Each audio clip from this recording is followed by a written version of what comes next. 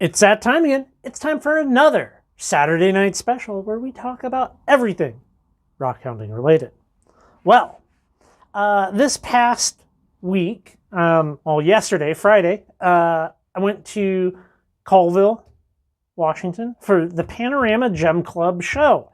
Now, I'm not a big rock show guy. I'm not really into the vendors a whole lot at rock shows in general.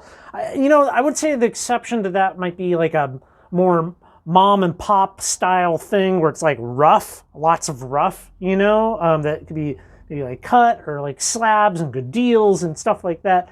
But the one thing that I do like about shows is seeing the cases put together by clubs. They had some really excellent cases up there at their gem fair.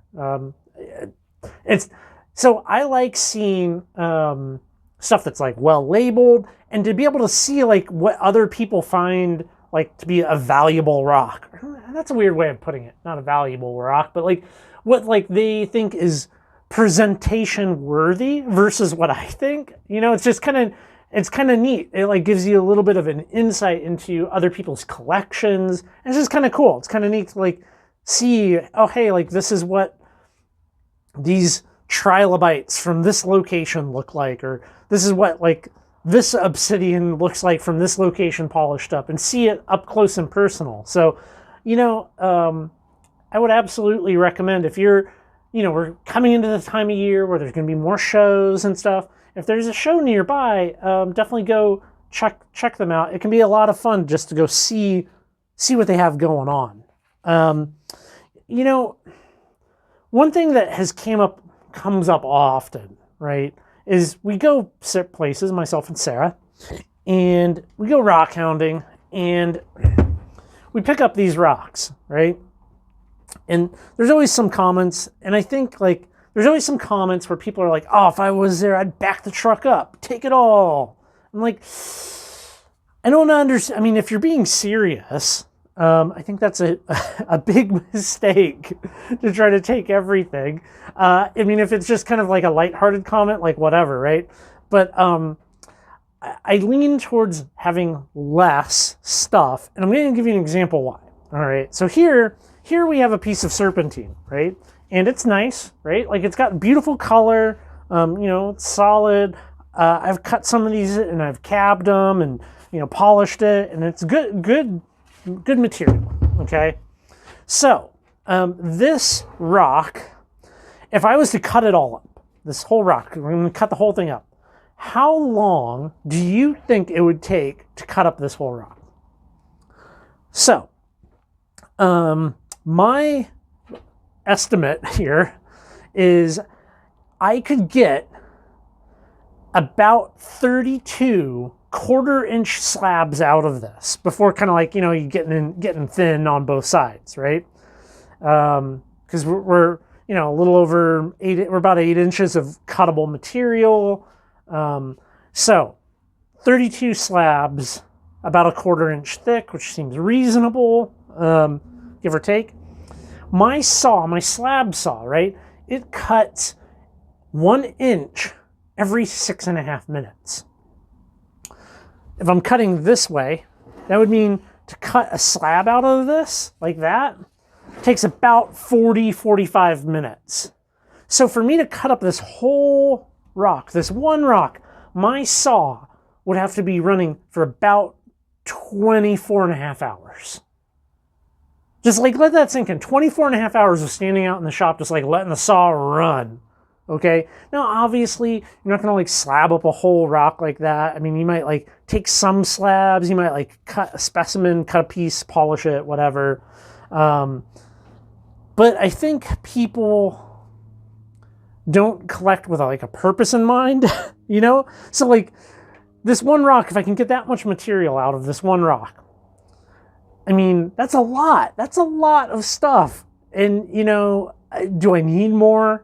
Right? Like, is this enough? This feels like enough for a long time, So usually, we collect, I like these 7-gallon totes for collecting the material when we're out. And, sometimes you got to kind of collect a little bit more than you might really want, because you're gonna like wash it and like the dirt's gonna come off and you're like, oh, that piece of cracked, whatever. But I don't think people just realize like the how much energy can go into cutting up a rock like this. So let's say you took, let's just hypothetical, you took those 32 slabs. I mean, how many cabs would you get out of this big, that size of face, you know? Like you get an insane amount of cabs and stuff out of that one rock. And then if you go, like if you're like us in the summertime, we go rock hounding a lot. You can, I mean, it's like you really got to be careful. And I think it's important to point out, especially this coming week, I have 2 videos posting up, and we left a lot of material on the ground. We didn't take a whole lot, but we did take some good stuff. And I'll show you, I'll give you a little sneak peek of that. Also, this past week, these guys.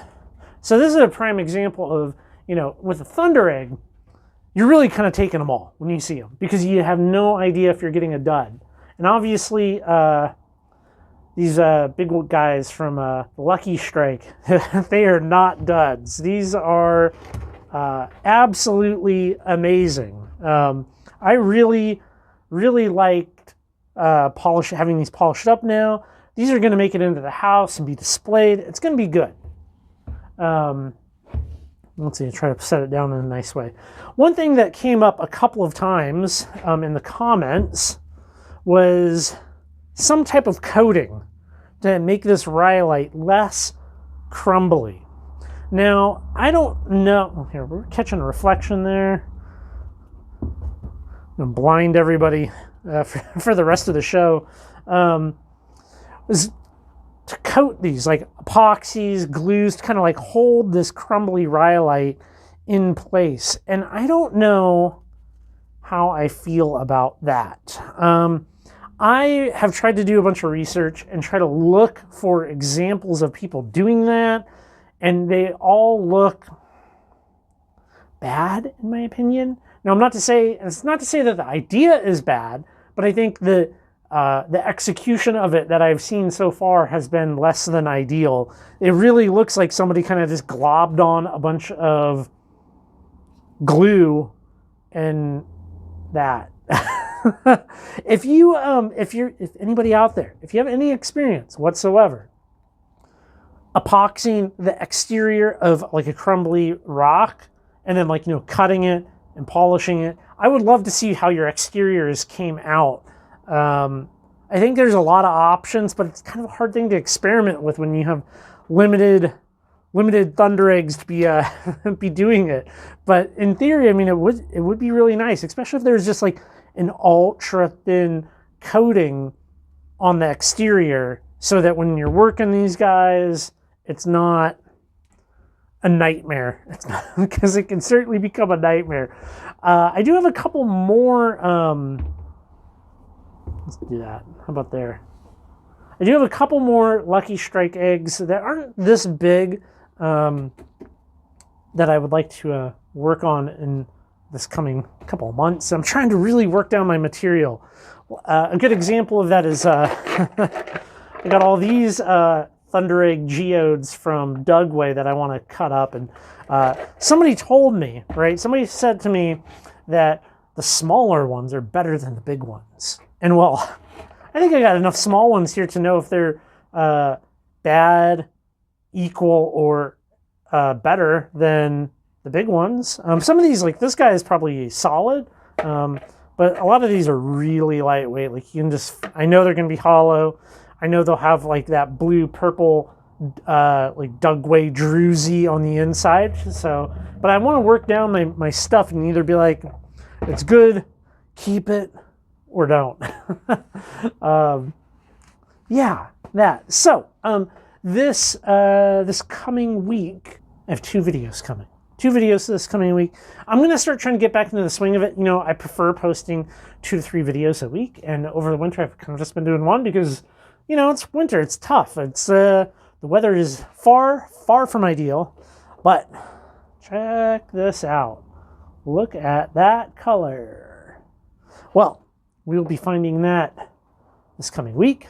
managed to get out for probably the first real good rock hounding session of the year. I mean, you know, we've like meandered around, picked up some stuff, but nothing like a proper trip, proper rock hounding trip. And it was a blast. It was a blast. Beautiful, sunny. Has me yearning for more springtime weather. Yeah, so I think we're gonna leave this one here, everybody. Keep it quick and light this week. If you haven't already checked out the website, please go check out the website, currently rockhounding.com. It's an entirely free, ad-free experience, and there's a lot of good stuff up there.